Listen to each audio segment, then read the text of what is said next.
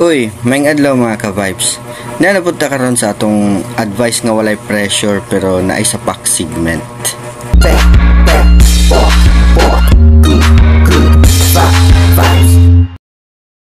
Karon nga adlaw, mag-isgot ta bahin sa pagbag-o. Unsaan man gyud ni nato pagbag-o sa atong kinabuhi.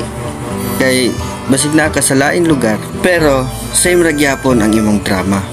Dagan kay kog kaila nga moingon. Magbago na gyud ko bay, mobalhin na kog lugar.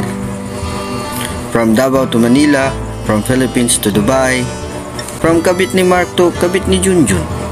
Magbago lagi location, pero same gihapon ang sitwasyon.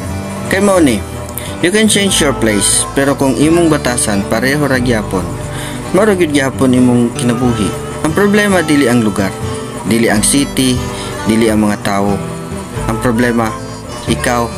Ouch. Kung gusto ka og true change, dili lang temporary nga New Year, New Me post. Ang unang ilisan kay mindset.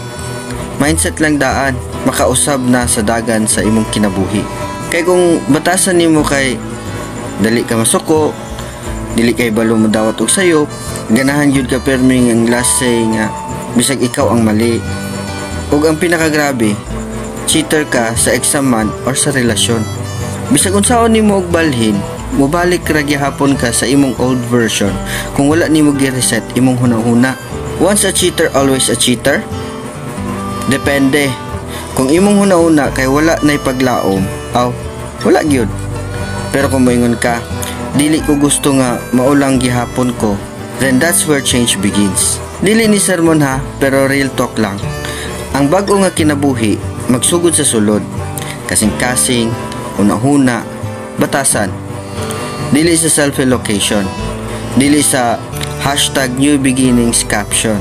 Kung gusto kag peace, ayaw lang og pangita og lugar nga hilom, pangita og hunahuna nga malinawon.